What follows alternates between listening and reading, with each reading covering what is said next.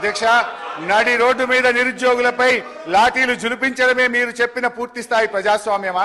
Arts కాలేజీలో జరుగుతున్న లాఠీ చార్జిని చిత్రీకరిస్తున్న జర్నలిస్టును అసభ్య పదజాలంతో బూతులు తిట్టి కొట్టడమేనా కాంగ్రెస్ మార్కు ప్రజాపాలన? అంగన్వాడీలను, ఆశా వర్కర్లను తమ డిమాండ్ల సాధన కోసం రోడ్డెక్కితే అణచివేత, ప్రతిపక్ష కార్యకర్తలపై ప్రతీకార దాడులు.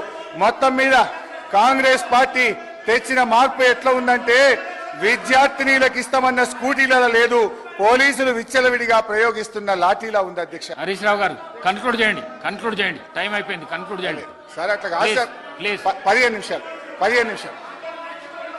అధ్యక్ష, ఈ ప్రభుత్వంలో లా అండ్ ఆర్డర్ ఎంత ఘోరంగా దెబ్బతిన్నదో, ఎందుకంటే హోంమంత్రిగా కూడా ముఖ్యమంత్రి గారే ఉన్నారు, మరి ఇవాళ ఆర్థిక మంత్రి గారు కూడా సమాధానంలో చెప్పాలి. ఈ ప్రభుత్వం వచ్చిన 8 నెలల కాలంలో లా అండ్ ఆర్డర్ బాగా దెబ్బతిన్నది. అధ్యక్ష, మర్డర్లు